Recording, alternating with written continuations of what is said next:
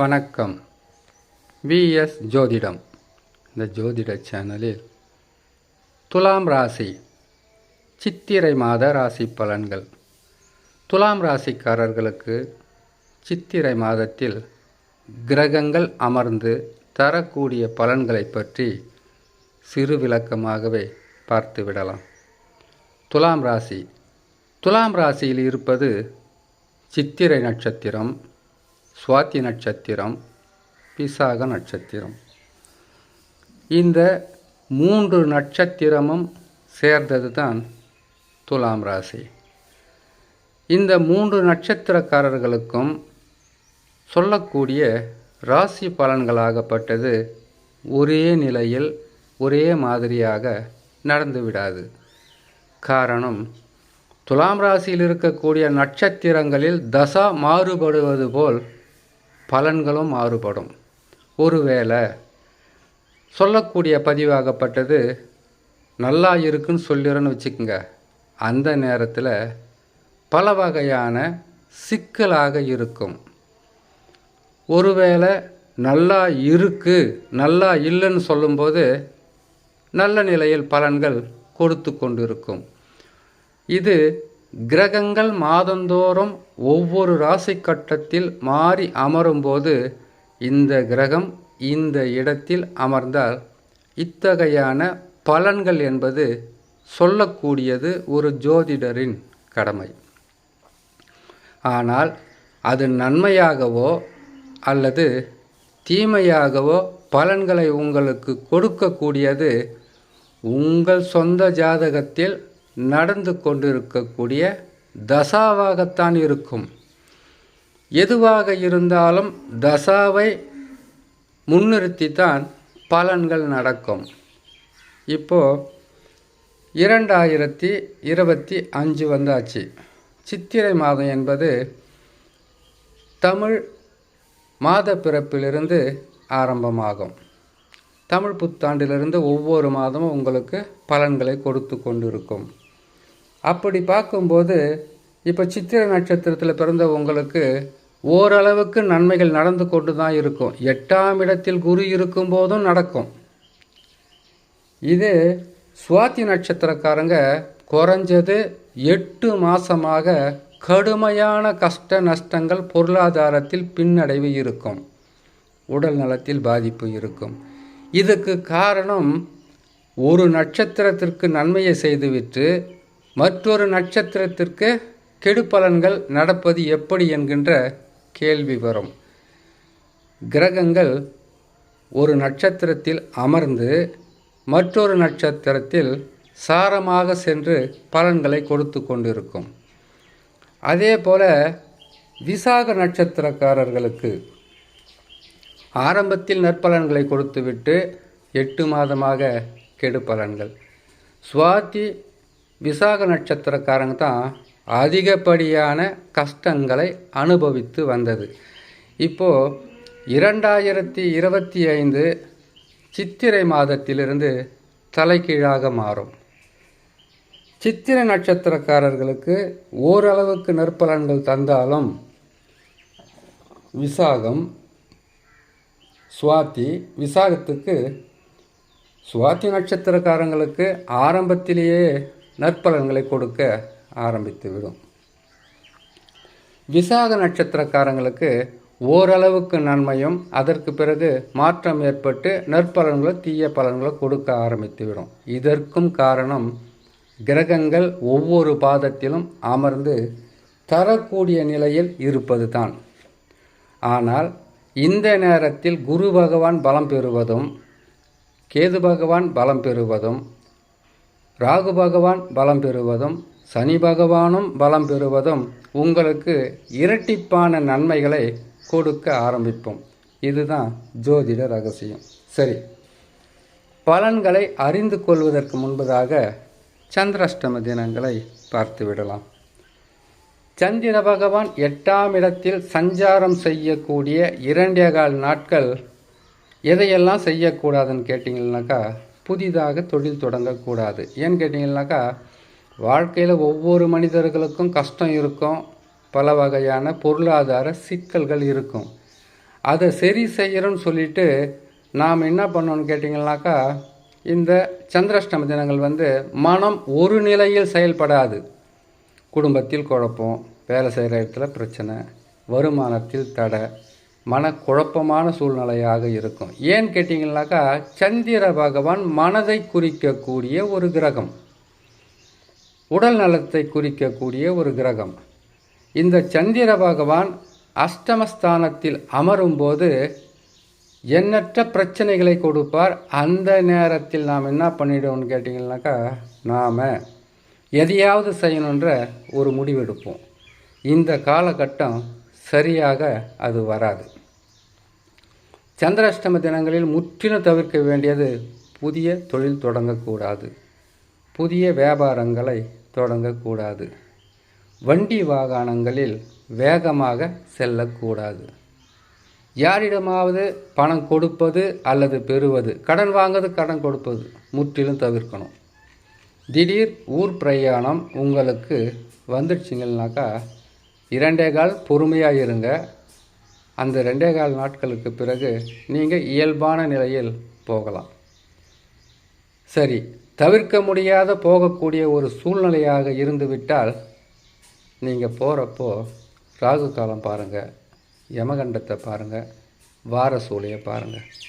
அப்படி பார்த்து விட்டால் போகிற வேலை நல்லபடியாக முடிஞ்சிடுமா அப்படின்னு கேட்டிங்கனாக்கா, நல்லபடியாக முடியாது, பிரச்சனைகள் வராது. சந்திராஷ்டம தினத்தில் தான் நீங்கள் போகிறீங்க, நல்லது நடக்குன்னு 100% சொல்ல முடியாது.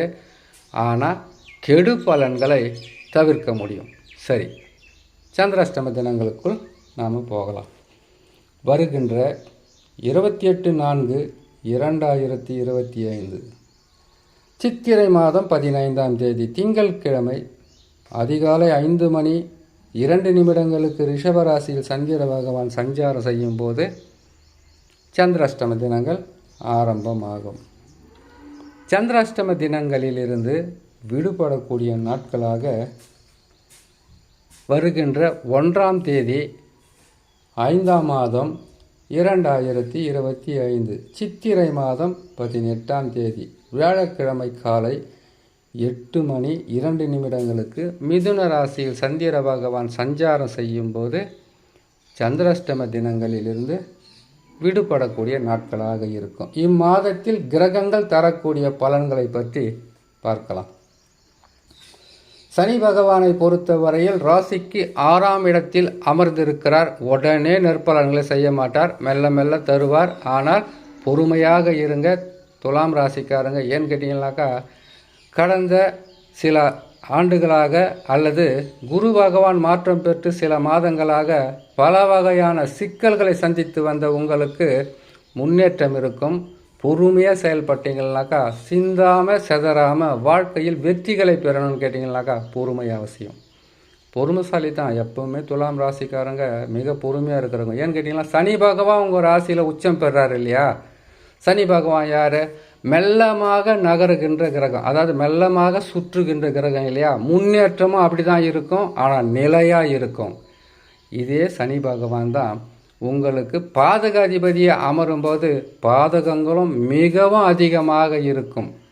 இதனால் வரையில் 5ஆம் இடத்தில் இருந்தார். இது திருக்கணித ரீதியாக, வாக்கிய கணிதன்றது 2026 தான் கொடுத்துருக்காங்க. எதுனா திருக்கணிதம் வாக்கிய கணிதம் கேட்டிங்கனாக்கா, திருக்கணிதத்துக்குன்னு சில விஷயங்கள் சொல்லியிருக்காங்க. திருக்கணிதம் என்பது ஆலயங்கள், கோயிலெல்லாம் இருக்குது இல்லையா? கோயில் கும்பாபிஷேகம் செய்கிறதுக்கு, கிரக பிரதிஷ்டை செய்கிறதுக்கு, கோயிலிருந்து நல்ல விஷயங்களை மக்களுக்கு சொல்கிறதுக்கு எடுக்கிறதுக்காக திருக்கணிதமும், வாக்கிய கணிதம் என்பது மனிதர்களுடைய வாழ்க்கைக்காக வாழ்வாதாரத்திற்காக பயன்படுத்தக்கூடியதுன்னு முன்னோர்கள் சொல்லியிருக்காங்க. நம்மளுடைய வாழ்க்கையில் அனுபவம் தான் மிக சிறந்த ஒரு ஆசான்னு சொல்லுவாங்க. நல்லது நடக்க போகிற காலம் கிட்ட வந்தாச்சு. அது உங்களுக்கு இப்போவே நடந்தால் கூட சந்தோஷம்தான். இருந்தாலும் அனுபவத்தில் பாருங்கள் நன்மைகள் எப்படி இருக்குன்றது. சரிங்களா? சனி பகவானை பொறுத்தவரையில் துலாம் ராசியான உங்களுக்கு நற்பலன்களை தொடர்ந்து செய்யக்கூடிய ஸ்தானத்திற்கு வந்துட்டாருன்னு சொல்லலாம். சுக்கிர பகவான் உங்கள் ராசி அதிபதி. அவர் உச்சம் பெற்று ராசிக்கு 6ல் இருக்கிறார். அதாவது 6ல் ஒரு கிரகம் உச்சம் பெற்று இருக்குதுங்க, சுப கிரகம். நீங்கள் இதுதான் நடக்க போகுதுன்னு நீங்கள் நினைக்கிறீங்க இல்லையா, அது கொஞ்சம் தள்ளி போகலாம், நாட்கள் அதிகமாகலாம். இதெல்லாம் எங்கேருந்து நடக்க போகுது, இதை போய் நம்பி செஞ்சுக்கிட்டு இருக்கீங்களா, அதில் லாபங்கள் வரும், நன்மைகள் நடக்கும். ஏன்னு கேட்டிங்கன்னா 6ஆம் இடம் என்பதே பெருசாக வெற்றிகளை தரக்கூடிய ஸ்தானம் கிடையாது, அதுவும் சுபர்களுக்கு. அப்படி உச்சம் பெற்று அமரும்போது இப்படி நாம் நினைக்கிறது ஒன்று, நடக்கிறது ஒன்றாக இருக்கலாம். புதன் பகவான் நீசம் பெற்று 6ஆம் இடத்தில் இருப்பது ஏன்னு கேட்டிங்கன்னாக்கா, புதன் பகவானை பொறுத்த வரைக்கும் வக்கரம் பெறுவார், அதிசாரம் பெறுவார், மாதத்துக்கு ஒரு முறை மாறிக்கிட்டு இருக்கிறதுனால பெருசாக ஒன்றும் பாதகம் இல்லை, நன்மைகள் நடக்கும். ராகு கேது பயிற்சி உங்களுக்கு இந்த சித்திரை மாதத்தில் முடிஞ்சிடும். ராகு பகவான் 5ஆம் இடத்திற்கு வந்துடுவார், கேது பகவான் 11ஆம் இடத்திற்கு வந்துடுவார். தசா பலமாக இருந்தால் உடனே நற்பலன்கள் நடக்க ஆரம்பிச்சிடும். நற்பலன்கள் நடக்குதுன்னு குடும்ப தலைவனோ தலைவியோ பொறுப்புகளை சுமக்கிற யாராக இருந்தாலும், இதுவரைக்கும் உங்களுக்கு இருந்த பிரச்சனை எதுவாக இருந்தாலும் அதை முடிக்கிற வழியை பாருங்கள். சிறிய நன்மைகளாக இருந்தாலும் அது உங்களையும் உங்கள் குடும்பத்தையும் நீங்கள் செய்கிற தொழிலையும் காப்பாற்றி கொள்கின்ற அளவிற்கு தான் இருக்கணும். அப்படி இருந்தால் நன்மைகள் நடக்கும். நன்மையும் தீமையும் கலந்தே நடக்கின்ற காலகட்டமாகவும் அது வாழ்க்கைக்கு தரக்கூடிய அமைப்பாக இருப்பதினால் நன்மைகள் நடக்கும்போது நம்மளை காப்பாற்றிக்கணும். அடுத்தது, சூரிய பகவான் உச்சம் பெற்று ராசிக்கு 7ல் அமருவார். சிறு பிரச்சனைகள் உறவுகளால் வரும். அது பணம் கொடுக்குறத வாங்குறதா இருக்கலாம், அது செய்கிற தொழிலாக இருக்கலாம், இல்லை கணவன் மனைவிக்குள்ள கூட. என்கிட்ட 7ஆம் இடம் என்பது உச்சம் பெற்று அமருகிறார். உஷ்ணம் என்பது அதிகமாக இருக்கும். கோபத்தை குறைத்தால் நற்பலன்கள் நடக்கும். குரு பகவானை பொறுத்த வரையில் மே மாதம் 11ஆம் தேதி தான் பயிற்சி பெற்று உங்கள் ராசிக்கு 9ஆம் இடத்திற்கு வருகிறார். இதனால் வரையில் இருந்த பொருளாதார நெருக்கடி, வருமான குறைவு, சிறிய வேலையை கூட கடுமையாக நீங்கள் கஷ்டப்பட்டு செய்த காலம் முற்றிலும் மறைந்து நற்பலன்கள் அதிகரிக்கக்கூடிய காலம் அருகில் வந்தாச்சு. அடுத்ததாக செவ்வாய் பகவான் உங்கள் ராசிக்கு 2ஆம் அதிபதியும் 7ஆம் அதிபதியும் என்று சொல்லக்கூடிய செவ்வாய் பகவான், அதாவது துலாம் ராசியான உங்களுக்கு 2ஆம் அதிபதியாக விருச்சக ராசி செவ்வாய், 7ஆம் அதிபதியாக மேச ராசி செவ்வாய். இந்த இரண்டுக்கும் அதிபதி 10ஆம் ராசியில் கடக ராசியில் நீசம் பெற்று அமருகிறார். அப்படி நீசம் பெற்று அமரும்போது தொழிலில் வருமானம் வந்தாலும் சில சிக்கல்களை சந்திக்கக்கூடிய சூழ்நிலை இருக்கும். ஏன்னு கேட்டிங்கனாக்கா, 10ஆம் இடம் நல்லது தான், தசமகேந்திரம், அதில் நீசம் பெற்று அமருகிறார். அதாவது கேட்டிங்கனாக்கா, பலம் இழந்து அவருடைய சுயசாரத்தில் இல்லாமல் பலத்தை இழந்து இருப்பதினால் கொஞ்சம் உங்களுக்கு சிக்கல்களை கொடுக்கும். 10ஆம் இடமே தொழில் தானே, அந்த தொழிலில் சில பிரச்சனைகள் பெருசாக ஒன்றும் பாதிப்பு இருக்காது, சில பிரச்சனைகள் விலகிடும். அடுத்தது, கேது பகவான் 11ஆம் இடத்தில் அமர்ந்து விடுவார். 11ஆம் இடத்தில் அமருகின்ற கேது பகவான் கட்டாயமாக உங்கள் வாழ்க்கையில் முன்னேற்றங்களை கொடுப்பார், ஏதோ ஒரு அதிர்ஷ்டத்தை கொடுப்பார். அது தசாவை பொறுத்தது. நான் பாட்டுக்கு உங்களுக்கு லட்சங்கள் வரப்போகுது, கோடி வரப்போகுது, நீங்கள் மண் அள்ளி கையில் வைக்கும்போது அது பொன்னாக மாறப்போகுதுன்னு பொய்யை அள்ளி கொட்டக்கூடாது. உங்கள் ஜாதகத்தில் தசா பலமாக இருந்து விட்டால், உங்களுடைய சொந்த ஜாதகம் இருக்கு இல்லையா, அந்த ஜாதகத்தில் நல்ல தசாவாக இருக்கணும். அந்த தசா நல்லா இருந்தால், இப்போ தசாவே பலமாக இருக்கும்போது கிரகங்கள் நல்ல நிலை அமருது இல்லையா, அப்போது யோகங்கள் அதிகரிக்கும். அது லட்சமாகவும் இருக்கலாம், பல லட்சமாகவும் இருக்கலாம். ஒருவேளை தசாவே சரியில்லாமல் இருந்தால் கூட கடந்த 3 வருஷமாக 3 வருஷமாக இருக்கலாம், 6 வருஷமாக இருக்கலாம், கடுமையான கஷ்டங்களும் கடன் தொல்லையும் நோயின் பாதிப்புகளும், அது மட்டும் இல்லாமல் உங்களை சுற்றி சிக்கல்கள் இருந்திருந்தால், இந்த காலகட்டத்தில் கேது பகவான் 11ஆம் இடத்திற்கு வருகின்ற இந்த காலகட்டத்தில் உங்களை அந்த பிரச்சனையிலிருந்து காப்பாற்றுறதுக்கு முழுமையாக உதவி செய்வார். 11ஆம் இடம் என்பது சொல்லும்போது மனசுக்கு ரொம்ப சந்தோஷமாக இருக்கும். அதே போல் இன்பத்தேன் வந்து பாய்ந்தது காதினிலே அப்படின்னு சொல்லுவாங்க இல்லையா, அந்த மாதிரி ஒரு சந்தோஷமான செய்தி சொல்லும்போது கேட்கும்போது மனசு ஒரு சந்தோஷமாக தான் இருக்கும், இல்லைன்னு சொல்லலை. இதே 11ஆம் இடத்தில் கேது பகவான் அமரும்போது ஒரு தவறான உறவும் வந்துடும். ஏன்னு கேட்டிங்கனாக்கா, நன்மைகள் நடக்கும்போது, பொருளாதாரம் உயர்வு இருக்கும்போது, குடும்பத்தில் சந்தோஷமும் முகத்தில் கலட்சியம் இருக்கும்போது நம்மளையும் அறியாமல் நாம் பட்ட கஷ்டத்தை மறந்து ஏதோ ஒரு தவறான நட்பு, தவறான உறவும் வந்துடும். அதுவும் உபஜயஸ்தானம்தான். ஒன்று இருக்கும்போது இன்னொன்று வருது. அதை கேட்டிங்கனாக்கா, ஒரு வருமானம் வரும்போது இன்னொரு வருமானமும் வரும்போது சந்தோஷம்தான். இதே காலகட்டத்தில் ஒரு வாழ்க்கையோடு நம்ம வாழ்ந்துக்கிட்டு இருக்கும்போது இன்னொரு தவறான உறவை வந்து இணைவதற்குண்டான வாய்ப்புகள் இருக்கும். அதாவது வந்துடும், வர்றதுக்கு 100% சாத்தியம் இருக்குன்னு சொல்லக்கூடாது. அப்படி வந்தால் நீங்கள் அதை விட்டு விலகி நில்லுங்க. ஏன்னு கேட்டிங்களேனாக்கா, இந்த வாழ்க்கையை பொறுத்த வரைக்கும் நல்ல நேரத்தில் நம்ம கூட எல்லாமே இருப்பாங்க, உதவி செய்வாங்க, எல்லா வகையான நன்மைகளும் நடக்கும். இதுவே கெட்ட நேரமாக மாறிட்டா எவ்வளோ நாளைக்கு இருப்பார் கேது பகவான்? 1.5 வருஷம் இருப்பார். அந்த 1.5 வருஷம் பொறுத்து இருந்து அவர் மாறிட்டாக்கா எல்லாமே மாறிடும், குடும்பம் நிம்மதி இல்லாமல் போயிடும். எந்த மனுஷனுக்கு ஆசைகள் அளவுக்கு அதிகமாக இல்லையோ அவங்களுக்கு அவஸ்தையும் பிரச்சனையும் எப்பவுமே கிடையாது. உங்களை நோக்கி வந்து கொண்டு இருந்த பல பிரச்சனைகளிலிருந்து நீங்கள் விலகி நிற்கிறதுக்கு முயற்சி பண்ணுங்க, அது நல்லது. தவறான பாதை, தவறான நட்பு நல்ல நேரத்தில் அமைதியாக இருக்கும். எப்படி மழை வரத்துக்கு முன்னாடி வானம் வந்து சைலண்ட்டாக இருக்கும், அந்த மாதிரி இருக்கும். அதுக்கப்புறம் பூகம்பம் ஏற்பட்டால் தான் குடும்பம் நிம்மதி இல்லாமல் போயிடும். இவ்வளவு அறிவுரை சொல்லணுன்ற அவசியம் இல்லை. பொறுமையாகவும் நிதானமாகவும் நீங்கள் கையாண்டிங்கன்னா நன்மைகள் அதிகமாக இருக்கும். இப்போது செவ்வாய் பகவான் நீசன் பெற்று ராசிக்கு 10ல் அமருவது, நீசன்றது தான் கெட்டது இல்லையா, அவரால் பாதகம் வராமல் இருப்பதற்கு செவ்வாய்க்கிழமை தோறும் துர்க்கை அம்மனை வணங்கி வாங்க. 45 நாள் தான் அவர் இருப்பார்.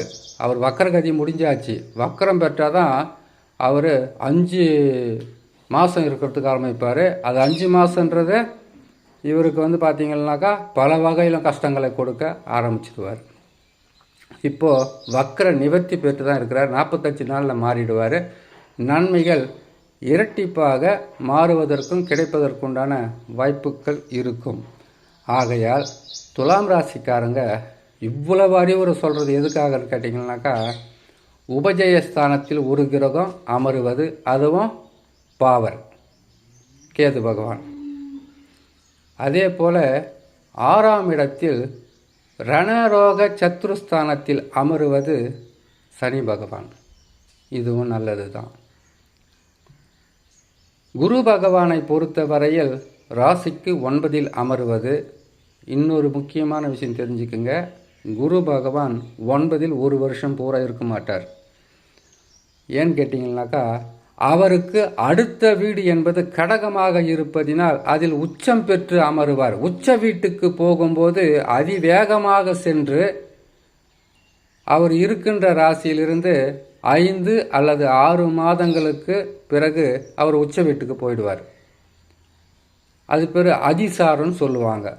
அப்படி உச்ச வீட்டுக்கு வரும்போது 10ஆம் இடத்தில் குரு பகவான் அமர்ந்தால் பல வகையான பாதிப்புகளை தந்து விடுவார். ஆகையால் உங்களுக்கு கொடுக்கின்ற காலம் சிறிதாக இருந்தாலும் வேகமாக கொடுக்க ஆரம்பிப்பார், தசா நல்ல நிலையில் இருந்தால். அப்படி வேகமாக கொடுக்கும்போது வாங்கி அதை உங்கள் வாழ்க்கையில் இருக்கக்கூடிய பிரச்சனை, கடன் தொல்லை, வேறு எந்த தொல்லை இருந்தாலும் அதை தீர்த்துட்டு மன நிறைவாக வாழ ஆரம்பிங்க. ஏன்னு கேட்டிங்கன்னாக்கா, கேது பகவான் கொடுத்து கெடுக்கின்ற கிரகம் கிடையாது, கெடுத்து கொடுக்கின்ற கிரகம். 3 வருஷமாக உங்களுக்கு பல வகையும் கஷ்டங்களை கொடுத்துருப்பார். இப்போது நல்ல நிலையில் வரப்போகிறாரு. நல்லதுக்காக முயற்சி செய்யுங்க, கட்டாயமாக நல்லது நடக்கும் என்று சொல்லி இன்னொரு நல்ல பதிவில் உங்களை நான் சந்திக்கிறேன். நன்றி, வணக்கம்.